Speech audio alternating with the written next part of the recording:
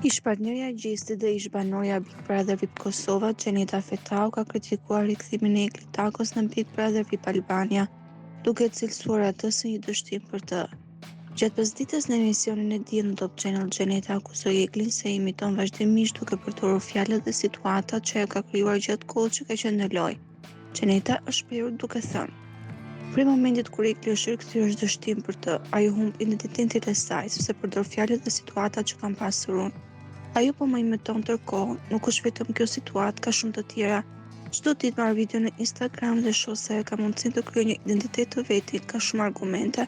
Është një vajzë e bukur dhe e zgjuar, nuk e kuptoj pse është nevojshme të më kopjoj mua."